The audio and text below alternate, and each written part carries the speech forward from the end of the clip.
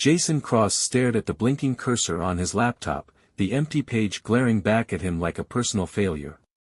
He'd been in this coffee shop for 4 hours, nursing the same cold cup of black coffee, hoping for inspiration that refused to come. Rent was overdue. The publisher's last email had been a barely veiled ultimatum. His dream of writing a best-selling novel had long since turned into a suffocating nightmare. Jason ran a hand through his disheveled hair and slammed the laptop shut. He gathered his things and walked into the crisp night air, letting the silence of the empty streets wash over him. The city always seemed quieter at this hour, as if it too were holding its breath. It wasn't until he took a wrong turn that he noticed it. The building stood at the end of a narrow alley, its tall iron gates slightly ajar. Above them hung a wooden sign, Midnight Library. Jason frowned. He didn't remember seeing this place before, though he'd walked these streets countless times. Curiosity tugged at him, outweighing his fatigue. He pushed the gate open and stepped inside. The library was small but grand, with towering shelves that reached the vaulted ceiling. The air was thick with the smell of old paper and leather binding. A single flickering chandelier illuminated the room, casting long, dancing shadows. Jason approached the front desk, but no one was there. "Hello?" he called out, his voice echoing softly. No response. His eyes drifted to a shelf near the center of the room. The books were unlike any he'd seen, some bound in cracked leather, others wrapped in worn cloth. Their titles shimmered faintly, as though the ink had been written in light. Jason's fingers grazed the spine of one book, and he felt a jolt, like static electricity. The title read, The Pirate's Curse. Intrigued, he pulled it from the shelf and flipped it open. The pages were blank. A rustling sound behind him made him whirl around. An elderly man stood there, his thin frame wrapped in a dark coat. His eyes gleamed unnaturally in the dim light. "Interesting choice," the man said, his voice gravelly. Jason cleared his throat, embarrassed. "Sorry, I didn't mean to." The man waved a hand dismissively. "This is no ordinary library, young man. Each book is an experience, a story you can step into. You don't just read here, you live." Jason blinked, unsure if he'd heard him correctly. "What do you mean, step into?" The man chuckled softly. "Borrow a book, and you'll see." Jason hesitated, his instincts screaming that this was too strange to be real.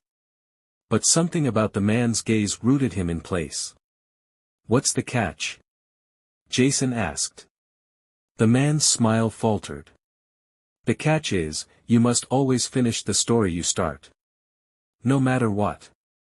Jason left the library with The Pirate's Curse tucked under his arm, the man's cryptic warning echoing in his mind. As he walked home, he convinced himself it was all a gimmick, an elaborate way to make books more immersive. Still, he couldn't shake the feeling that the library was something else. Back at his apartment, Jason sat on his worn-out couch and opened the book again. The blank pages greeted him, taunting him. "This is stupid," he muttered, tossing it aside. But as the book landed on the coffee table, the air around him shifted. The room grew darker, colder. A faint scent of saltwater filled his nostrils. Then he heard it, a distant crash of waves. Jason's heart raced as the walls of his apartment seemed to dissolve, replaced by endless ocean. He stumbled to his feet, now standing on the deck of a weathered ship. The wind whipped at his face, and the smell of brine was overpowering. "Man the sails," a voice bellowed, and Jason turned to see a crew of rugged pirates rushing about, their faces grim and determined. "Who are you?" Jason demanded, but his words were drowned out by a deafening crack of thunder. The captain, a grizzled man with a missing eye, grabbed him by the collar. "No time for questions, boy. If we don't outrun the curse, we're all doomed." Jason's stomach lurched as the ship tilted violently, waves crashing over the deck. He clung to the railing, his mind spinning. This wasn't a dream. This was the story. And he was living it. Jason clung to the ship's railing as waves slammed against the deck, cold and relentless. The wind howled, and the sky above was an ominous swirl of black and gray. Around him, the pirates scrambled to secure the sails, their shouts barely audible over the storm. This wasn't a dream. It was real. "Get your hands moving, boy," the one-eyed captain barked, shoving Jason toward a coiled rope. Jason stumbled, his hands fumbling against the slippery deck. What am I supposed to do?" The captain let out a growl of frustration, yanking the rope and tying it off himself. "You don't survive long in the cursed seas without pulling your weight.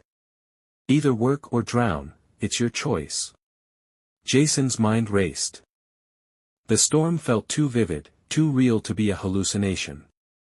He glanced at the sailors, their faces gaunt and etched with fear. Above them, a massive wave loomed, black as ink. "Brace yourselves," the captain roared. The wave crashed down, and Jason was thrown across the deck. He slammed into a barrel, the impact knocking the wind out of him. Water filled his lungs as he gasped for air, clawing at the deck for something to hold on to. As the ship steadied, Jason pulled himself upright, coughing violently. A pale, gaunt man with a scruffy beard offered him a hand. "New to the sea, are you?" the man asked with a grim smile. Jason nodded weakly. "I don't even know how I got here." The man raised an eyebrow but said nothing. His expression hardened as he pointed toward the horizon. "Doesn't matter. If we don't escape, none of us will live to tell the tale." Jason followed his gaze and froze. In the distance, just barely visible through the storm, was an enormous, jagged island. It jutted out of the ocean like the teeth of a great beast, glowing faintly with an eerie green light. "The cursed island," the man muttered. "That's where it all ends." Hours, or perhaps minutes, passed before the storm began to subside. The sea calmed, but the island loomed closer, its glow growing brighter. The crew's nervous chatter filled the air. "Captain, we can't go any closer," one man cried. "The stories. The stories are why we're here," the captain snapped, his one eye blazing. "The curse doesn't break itself." Jason stumbled forward, his voice shaking. "What curse? What's going on?" The captain turned to him, his face grim. "The pirate's curse binds us to this ship, boy. We sail endlessly, never able to rest, never able to die. The only way to break it is to return what was taken." "What was taken?" Jason asked. The captain's gaze darkened. "The Queen's treasure. Stolen by fools who didn't know the price." Jason's stomach churned. He didn't want to be here. He didn't want to be part of this. But the captain's next words sent a chill through him. "You've entered the story. You're part of it now. And the story doesn't end until it's finished." The ship reached the cursed island just as night fell. The crew disembarked cautiously, their weapons drawn.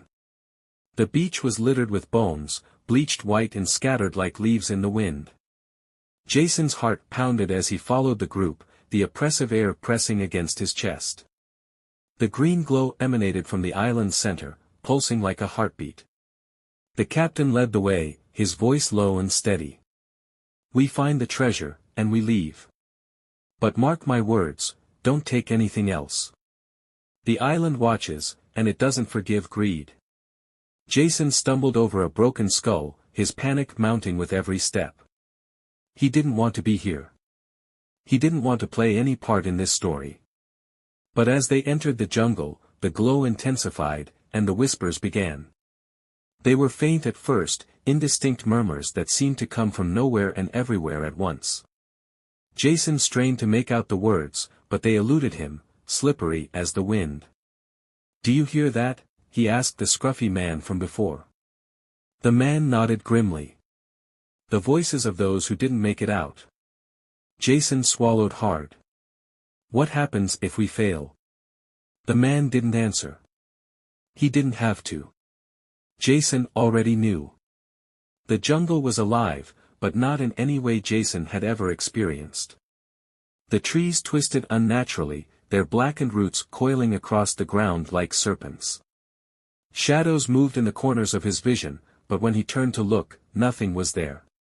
The whispers grew louder, a cacophony of voices speaking over one another. Some sounded like children, others like the final gasps of dying men. The words were disjointed, fragments of warnings, pleas, and accusations. Jason's skin crawled as one whisper grew distinct, cutting through the others like a knife. You shouldn't be here. The crew pressed forward, their footsteps crunching on the strange, glowing moss that blanketed the ground. Jason trailed behind, gripping a rusted cutlass he'd been handed earlier. He felt utterly out of place among the hardened sailors, but there was no going back. The air grew colder as they approached the island's center, where a massive, ancient tree stood. Its roots spread out like claws, and at its base was a stone altar. On it sat a chest, small but ornate, its gold surface encrusted with jewels. That's it, the captain said, his voice hushed with reverence. The Queen's treasure. As the crew moved toward the chest, Jason felt his heart quicken. Something about the scene felt wrong, too easy. Wait, he said, his voice trembling. This feels like a trap. The captain glared at him. You think I don't know that? Every cursed treasure comes with a trap. The trick is not to flinch. Jason's stomach churned as the captain stepped forward, his boots crunching on the moss. The whispers surged, their voices rising to a fever pitch. Turn back. Leave it. Don't wake her. Jason's breath caught. Wake who? The captain didn't answer. He reached for the chest, his hand trembling slightly, and opened the lid. Inside was a single, black pearl, its surface gleaming with an unnatural light. The whispers stopped. The sudden silence was deafening. The air grew thick, and the ground trembled beneath their feet. Captain, one of the crew members said nervously. What's happening? The captain lifted the pearl, his face hard but triumphant. The curse ends here. But the jungle disagreed. A deafening roar erupted from the shadows, shaking the ground and sending the crew into chaos. Jason stumbled backward as the altar began to crack, black vines shooting up from its base and coiling around the tree. The whispers returned, but now they were screams. You've woken her. The ground split open, and something began to rise from beneath the tree. At first, Jason thought it was another root, but then he saw it, a figure, pale and skeletal, her eyes glowing green. Her voice was a blend of rage and despair, echoing through the jungle. You dare take what's mine. The crew scattered, their weapons forgotten as they fled into the jungle. Jason tried to run, but the vines shot out, snaring his ankle and dragging him to the ground. The captain stood frozen, the pearl still clutched in his hand. We only want to end the curse, he shouted. The figure laughed, a hollow, bone-chilling sound. The curse is not yours to break. It is mine to wield. Jason clawed at the ground, the vines tightening around him. His vision blurred as the figure floated closer, her skeletal fingers outstretched. You opened the book, she hissed, her gaze locking onto him. You entered the story. Now you will write its end. Her hand brushed against his forehead, and a jolt of icy pain shot through him. Images flooded his mind, pirates sinking beneath the waves, treasure hoarded and cursed, and a queen betrayed. Finish it, she whispered, her voice wrapping around him like a shroud. Or your world will become mine. Jason screamed as the jungle dissolved into darkness. Jason awoke with a start, his heart pounding. The jungle was gone, replaced by an endless expanse of dark water stretching beneath a stormy sky. The ship bobbed in the waves, but the crew was nowhere to be seen. He scrambled to his feet, disoriented. The black pearl was in his hand, its surface cold and smooth, pulsing faintly with a green light. You're the only one left. Jason spun around, and there she was, the skeletal figure, the cursed queen. She stood at the ship's helm, her glowing eyes fixed on him. "Where's the crew?" Jason demanded, his voice trembling. Her lips curled into a cruel smile. "They tried to run. The story had no place for cowards." Jason gripped the pearl tightly. "I don't want to be part of this story. I didn't ask for any of this." She stepped closer, her skeletal frame gliding across the deck. "You opened the book. You entered the tale. Now you must finish it, or it will consume you." The sky churned with green lightning, illuminating the water below. Jason's eyes widened as he saw shapes beneath the surface, dark, twisted figures swimming just out of sight. Their long, spindly limbs moved unnaturally, and their hollow faces seemed to watch him. "What do you want me to do?" Jason asked, his voice breaking. The queen's smile widened. "Return what was stolen. Place the pearl back where it belongs." Jason's stomach turned. "You mean the island?" Her eyes narrowed. "The island will find you." The ship lurched violently, and Jason stumbled backward, clutching the pearl. The dark water around the ship began to bubble and churn, and the shapes beneath the surface swarmed closer. "Time is running out," the queen said, her voice cold and detached. "If you fail, your world will be next." The ship surged forward, carried by a powerful current that wasn't natural. Jason clung to the mast as the wind whipped around him, the waves crashing against the deck. The island appeared on the horizon, its glow brighter and more menacing than before. As the ship approached, Jason heard the whispers again. This time, they were pleading. "Don't bring it back. Don't let her win." Jason's mind raced. Every instinct told him to throw the pearl into the sea, to end this nightmare. But the queen's voice echoed in his head. "Return what was stolen." The ship ran aground, the impact throwing Jason onto the deck. He scrambled to his feet and jumped onto the beach, clutching the pearl. The jungle loomed before him, darker and more foreboding than ever. The whispers grew louder as he pushed through the twisted trees, the green light guiding him back to the altar. When he reached the clearing, the altar was in ruins, the tree above it now blackened and dead. The ground trembled beneath his feet, and the shadows around him seemed to shift and writhe. The queen appeared beside him, her form flickering like a dying flame. "Do it," she hissed. "End the story." Jason hesitated, his hand trembling. The pearl seemed heavier now, its light pulsing faster.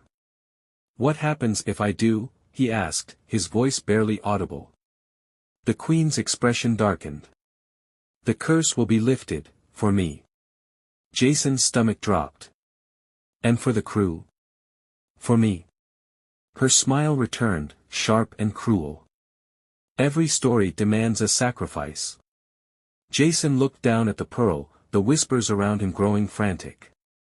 The weight of the decision pressed against him like a tidal wave. He could end this now. But at what cost? The ground beneath the altar split open, revealing a swirling void of green light. The pearl grew hotter in his hand, its pulse syncing with his own heartbeat. "Decide," the queen hissed. "Before it's too late." Jason's breath hitched as the shadows around him closed in, their voices blending into a single, deafening scream. Jason stared into the swirling void beneath the altar, his heart pounding in time with the pulsing light of the pearl. The queen loomed beside him, her skeletal form flickering like a shadow caught in a storm. "End it," she hissed, her voice like the scrape of bone on stone. "Finish the story." But the whispers around him told a different tale. They begged, pleaded, warning him against trusting her. Jason's knuckles turned white as he clutched the pearl. "What happens to me if I do this?"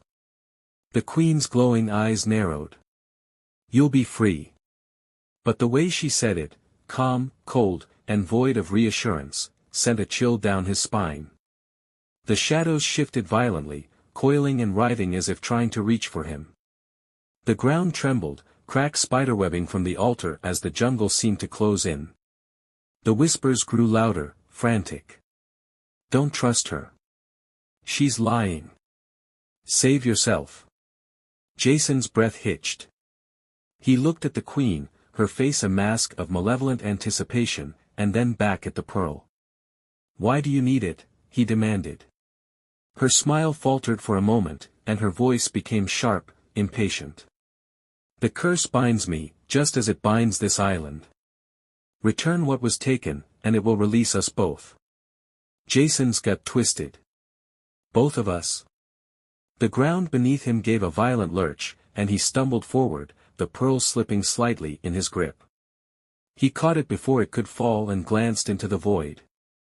Within the swirling light, he could see shapes, faces, distorted and trapped, their mouths open in silent screams.